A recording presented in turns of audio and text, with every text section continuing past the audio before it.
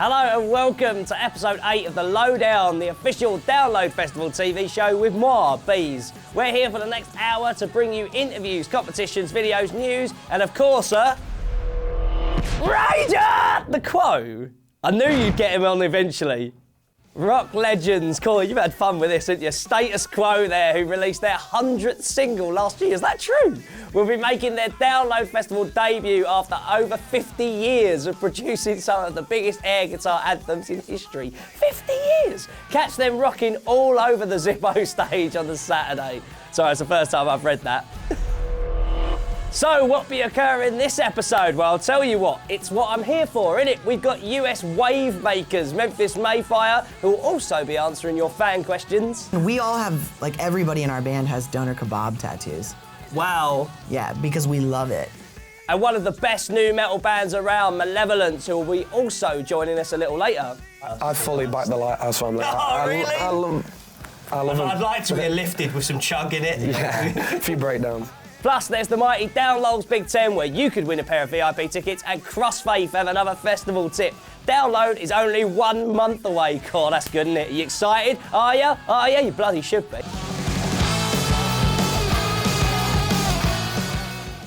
Hola, and welcome back to the Lowdown. This week's special guests are Memphis Mayfire. Here we go. Please and welcome Memphis Mayfire to the Lowdown. How's it going, guys? What up, what up? Yeah, so Download Festival, excited much? I can't I even... like that look says it all. Yeah, we don't even, we haven't really processed that it's real yet, that we're playing it, man. We're just so excited. We love coming here, but to be able to come here and play Download is a dream come true, so. Has it felt like there's been quite a groundswell for you guys in the UK for a while? Oh, man. The last couple of times I've seen you just kind of see it building and building and building, especially like, who was the show at the Electric Ballroom with? Was that with Of Mice and Men? Yeah. It was. Yeah, like that show, you could feel that something big was about to happen. Has it felt like that for you guys every time you've been here? Totally. I mean, you know, the first time we came over, it wasn't quite as exciting, but you know, like we've already done, you know, 4 or 5 shows here on our first headliner over here, and wow, I mean, it's been unreal. Every single night has just been so hypey, and these kids are having so much fun, and it feels like home now, and that's great. Killer, have you had fun putting unconditional material in the set now? Absolutely. You know what? I think it's everybody's favorite. Yeah. It seems like during the set, you know, everyone is most excited about those songs, and who gets that? You know, like what band can say that their newest stuff is everybody's favorite? That's awesome. So we're so happy. So like, was it a relief as well? Because like it'd been a while since Challenger. Like, was it a relief when the record A dropped and B was as successful as it's been? It's like, am I right in saying it was like top 5, wasn't it, in the States? Like number 4 album. So sick. We got number 1 rock, number 1 hard rock, number 1 independent, and number 4 all around. That's madness. So, Wicked. man, I mean, what a blessing. I just feel like from the second that we wrapped the record, we all kind of knew it was going to do great things for, you know, not only numbers-wise, but just the message it has to offer. I think a lot of people are going to get a lot out of it. Was there any more pressure on the writing of this record? Because it kind of like, it felt like when you look at the band, like a couple of the bands that you were like, oh, they might actually pop now. Like Memphis were definitely one of those bands. Like, did it add any kind of pressure to the writing that like there was more eyeballs on your band than ever before? I mean, for the writing-wise, I was in such a weird place, you know, mentally and just in my life in general, that I wasn't even worried or focused about the success of the record.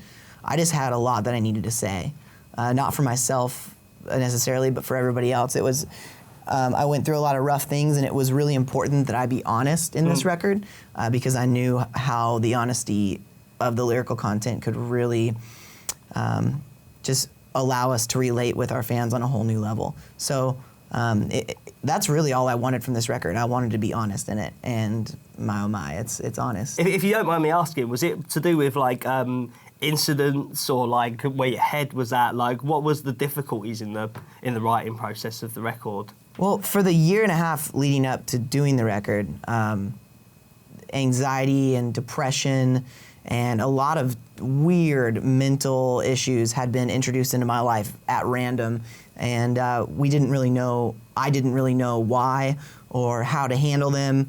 And, after trying medication and therapy and all these different things, like I started to recognize all of the weight that I was holding that I didn't I was unaware of, and I now have the ability to relate with all this fan mail that we get on a daily basis where kids tell us about the anxiety, the depression in their life, things like that, whereas before I never could. So my sister, who's a therapist, when I spoke with her a lot about it, she just said, it's important that you be honest and you kind of put all your cards out on the table for this record so that people know you're a human being and that you have, real situations that, they go through as well that you can offer help for. And, I'm just thankful. I just wanted to be honest in the record, and it's very blatantly honest. Yeah. I mean, I guess there's a certain element of like positivity that comes there as well, because there's personal strength on the show. Absolutely. And, like there's an actual you can live through this message as well. Absolutely. Yeah. I mean, I through all of it, right in the thick of it, just really started to seek out my relationship with Jesus and really start to find a foundation in who I believe God to be and, my creator. And I found a whole new world of peace in knowing him. And that's ultimately what brought me out of it. I'll never preach at anybody or try to shove any ideas down anybody's throat. All I can do is tell my story and what got me out of it and what helped me.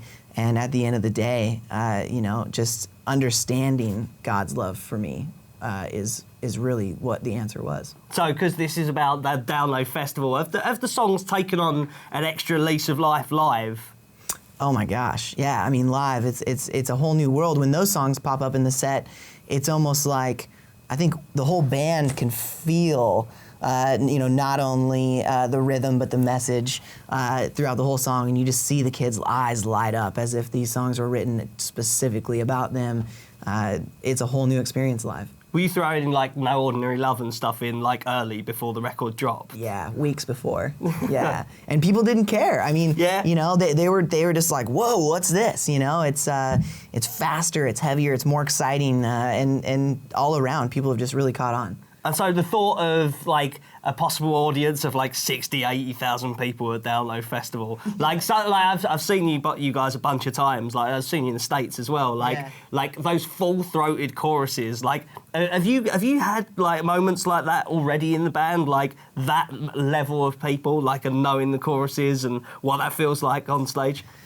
I'd say the closest would probably be we just headlined our stage at Self-Help Festival. Oh, this was a Day to Remembers thing in the States. Yeah, right? It was great, man. The smaller stage, I think there was between 10 and 12,000 people watching us, and it was just chaos. I mean, from front to back, I've never seen so many people in one place, and to hear all of them singing, and I asked them, to put up their flashlights on their phone and everything, and it was like a galaxy.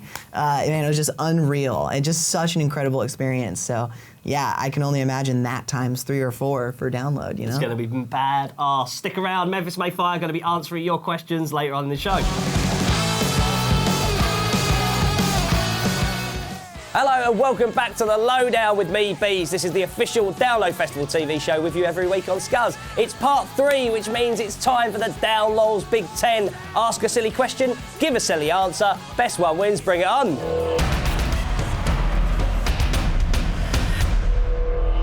So, last week we asked if the Download Dog had one superpower, what would it be and what would he do with it? So here we go. In at number 10, Wayne Ramsey says he could wander about, cocking his leg and giving free beer. I like it, I'm into it. Number 9, George Raybold says some form of ultimate band time travel allows the dog to take people back in time to various years to rewatch the best bands that have ever played Download. Good shout. Number 8, Paul Anthony Brannan says the power of how to control the weather so we can have a weekend without rain. Yes, fully supported. Number 7, Josh Hawkins says he would deafen people with a super high-pitched metal scream, a bit like Danny Filth. Like to see it. Number 6, Jack Thrasher Waller says imbue him with the power of the 70s so he can give everyone the funk while distributing flares and give them flamboyant hair. He would also be able to detect those who are acting a prat in a pit and zap them forcing them to do the Night Fever dance for the rest of the festival.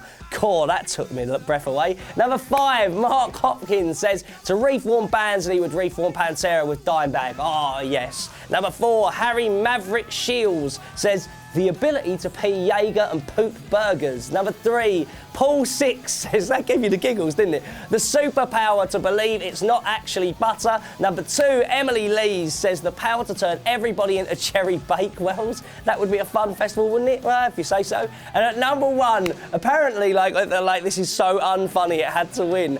Adrian Menace Steele says the power to speak in a posh English accent because he would drive people barking mad. Oh, I see. That is awful. Congratulations-ish, Adrian Steele. You're going to download 2 VIP tickets on their way here. We'll be in contact over Facebook. God, we weren't kidding. I can't believe we've just given that bloke a pair of download tickets. This is Skillet with Sick of It. Let's play some music, shall we? Now we've got UK metalers Malevolence in the house. Let's see how they are prepping for the biggest rock event of the year. Welcome, Malevolence, to the Lowdown. How's it going, guys? No, man, thank you very much. So, I caught the show with BWP upstairs at the garage. Like, something that I love about you guys is the record Reign of Suffering's like serious metal, but like it takes on an almost hardcore type vibe live. Is that fair to say? Yeah, I definitely agree with that, yeah. Yeah, we draw all our influences like with the music we listen to. We listen to like a range of metal and hardcore, so I think that kind of reflects in the music we write. Yeah. So. We kind of came up playing hardcore shows and then eventually getting on more metal bills and stuff like that. So that's kind of where that following's come from, I think. Ah, cool. Has it been easy to kind of unite the tribes as well? Because sometimes people can be like, I like my hardcore pure and I like my metal pure, but like you've nailed the two of them. Sometimes it can be difficult. Like we've been put on bills where we don't necessarily suit it, but we just go out there and have a laugh no matter what, and just it doesn't really matter if you like metal or hardcore, as long as you're having a good time. Who cares? Like I like to think we can appeal to both. Yeah, blinded, mate. Like the last sort of 6 months or so, has it been cool to like get like more in terms of touring? Because like the record being as strong as it is, has it been a case of like becoming used to being like a touring commodity? Yeah, definitely. Like we've never really toured as extensively as this before, and it's great. It's all we've ever really wanted to do. Like just tour as far wide as we can, play to as many people as we can. It's been awesome, yeah.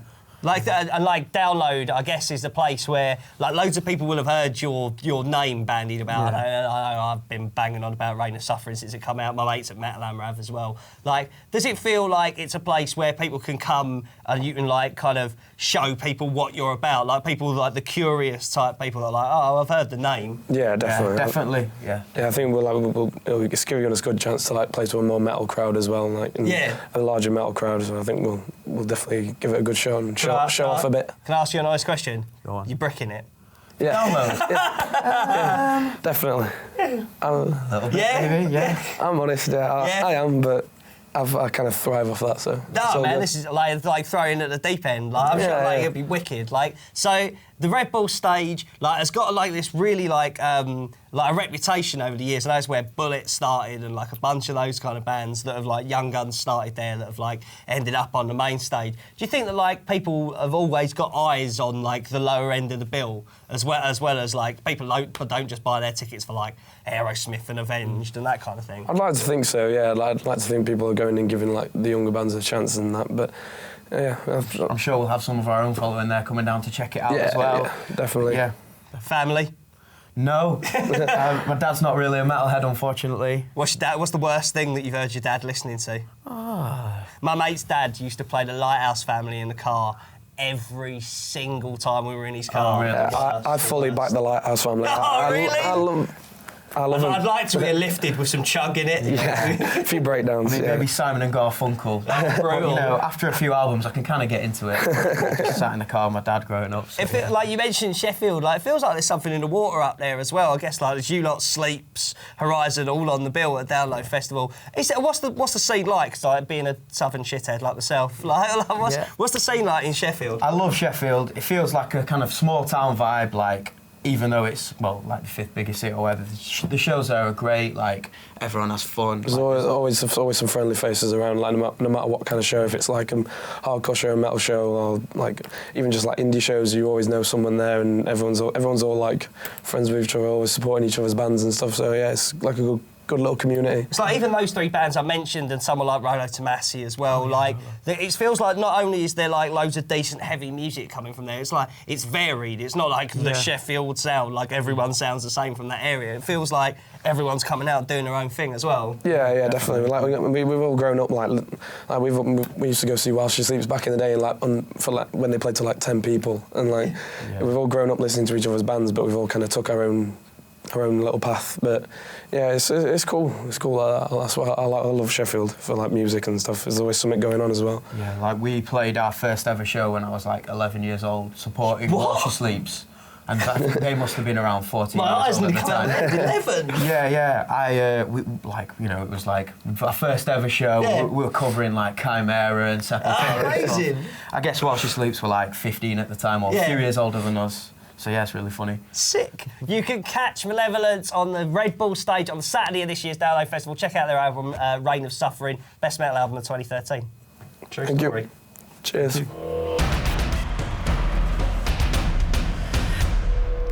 Time for a break, but before you go, Crossfaith have a little festival tip that's probably never going to come in handy in a million years. Sneak backstage by telling security guards you were Jared Leto. Really? Oh yeah, more from Ken and Hiroki next week. See you right after the break for Memphis Mayfire's fan questions. Hello and welcome back to the final part of the Lowdown, the official Download Festival TV show with me, Bees. So let's crack on with it. Memphis Mayfire, your fan questions. Welcome back. Memphis Mayfire going to be answering your questions. First up, Kristen Long says, if you were stuck on an island, which 3 band members from any band would you pick to be with you? Dennis from Alisana. Right. Solid. Reason?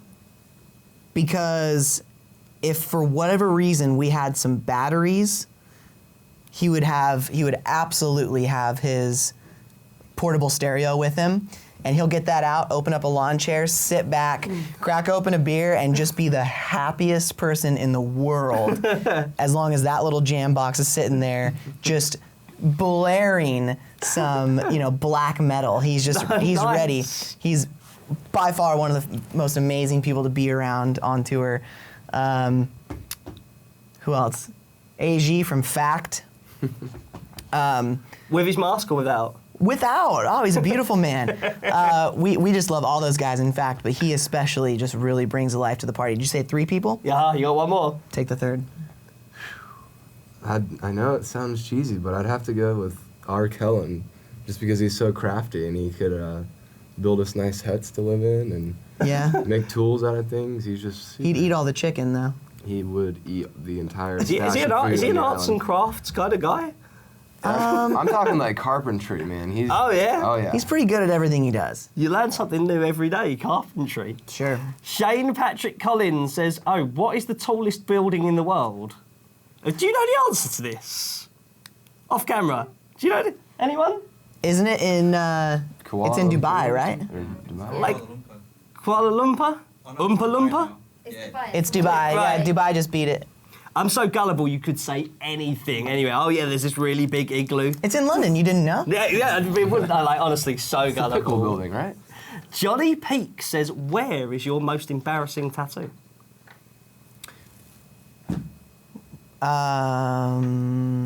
It depends on what you consider to be embarrassing. I've got so many random ones on my legs. I'm trying to think. Wow. How high up your legs do you go? Oh, Sounds pervy as hell, doesn't it? everywhere. Is it? Sorry, is that weird? No, we all have, everybody in our band has doner kebab tattoos. Wow. Yeah, because we love it. That's not even embarrassing to us. As an English person, or I guess anybody except American, thinks that that's the dumbest choice that No we could way, have man. possibly made. My mate Ben, what's up, has a chicken nugget tattooed on himself. Really? I kid you not. Yeah, Dude, yeah. I'm telling you, we think kebab is the greatest thing since sliced bread. We really do. So. Mate, you preaching to the converted. It's a bit funny for me because I don't eat meat anymore. So That's true. You're not a vegetarian with He a still has a kebab tattoo, yeah. Superb. James Evans says, what's the funniest thing that's happened to you on stage? I mean, we've all taken pretty gnarly spills on slick stages. Yeah, there's a few. Have you ever been pranked by a band, majorly? Yeah, actually, who was it? Of Machines? They all came on kind of dressed like the characters from Where the Wild Things Are, or some shit, whatever. It was the last day of tour in Chicago. That's just how they dress, son. Oh, yeah. Amazing. True. Byrony Elizabeth Wardley says, if you could pick any band, dead or alive, to cover one of your songs, who would it be and why? And you have to pick a song, obviously. I mean, I guess I'd like to hear Coldplay try to cover a Memphis Mayfire song. I'd be intrigued. What, one of the more gnarly ones? Yeah, exactly. For sure. Sleepless nights. Good luck. Nice. Dave Growl on Twitter says, Matty, who's your favourite ginger in rock? Aaron Gillespie, probably. Good shout. Yeah. Jarvis Jinx on Scuzz says, what's the inspiration for No Ordinary Love? First off, I just have to say these names are all amazing. Yeah, right? And what was the inspiration for No Ordinary Love? Yeah. I kind of wanted to take the story of the prodigal son from the Bible and make it into a modern day fashion. I think that anybody who really tries to find happiness and success or wealth or anything like that will quickly find that that's not where it lies. And you know, we've all had that struggle for sure. Thought that fame and success could fill those voids in our life, and sought after it, and quickly came back to realizing that, you know, just my relationship with my Creator is the most valuable thing in my life. So, No Ordinary Love is about me. Killer. Smelly Ellie. Can I say it's at on Scuzz? Can I say that? Right, you'll have to bleep it then. I don't have a question, but can you say hey for me? Who put that in there? So Smelly Ellie says hi. At Danny Jenkins 90 said, would you rather, this is a good one, would you rather only be able to whisper or only be able to shout? Well, I better just be able to shout, I guess. What if you got to keep a secret though? You can't tell anyone, but... Yeah, I mean, I guess.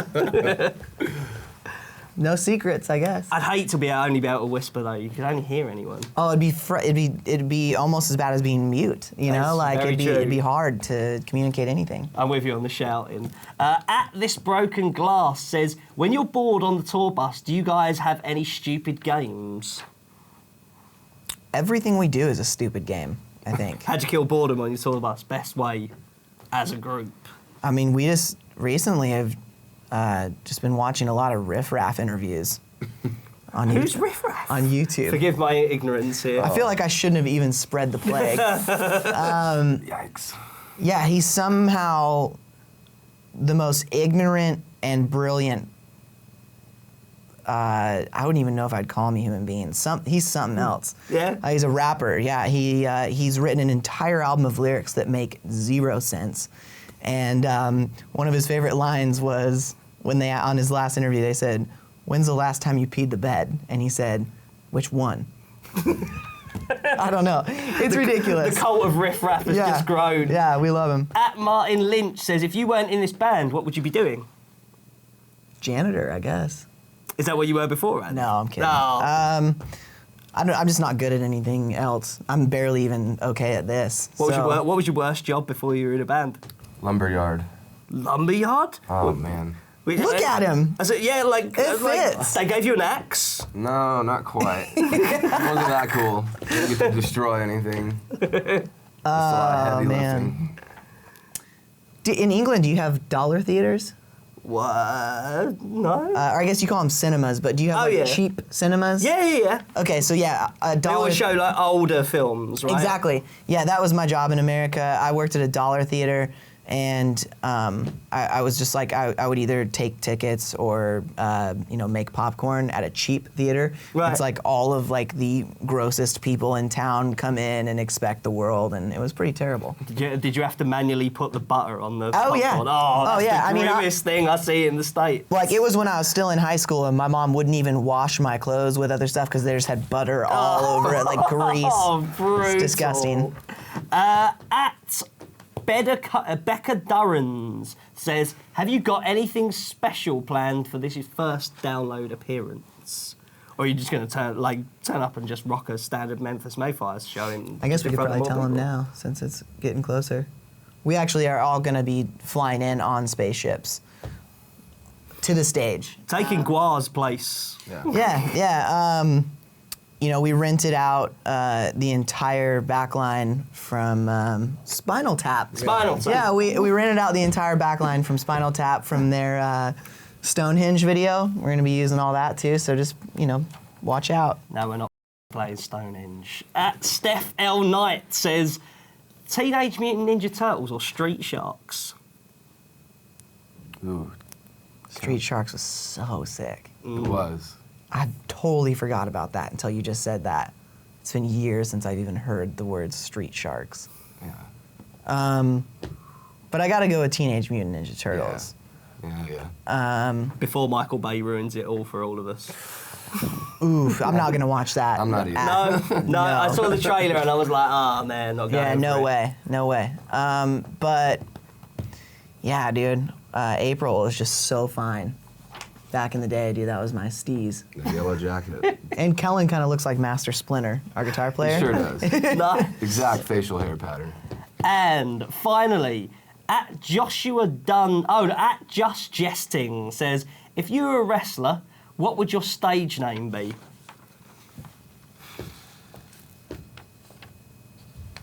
Farmer Elder. That's the perfect place to end it. Memphis Mayfire rocking it at Download Festival 2014.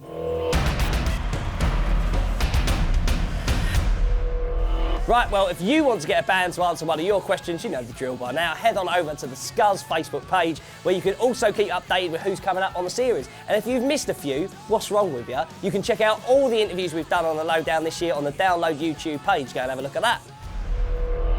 That is your lot for the Lowdown this week. Join me on next week's show, where I'll be chatting to While She Sleeps and the Dirty Youth. We're going to take a look at what's been going down at Red Bull Studios, where bands are battling it out to play this year's Download Festival. Plus, we'll have another chance for you to win VIP tickets in the Download's Big Ten. Man, can't believe it. Download just a few weeks away. Make sure you head on over to downloadfestival.co.uk for all your tickets, line-up information, all that gubbins. See you next week for more Lowdown blindiness. Is blindiness a word? Is it? Is that too cockney? Yeah, it'll do.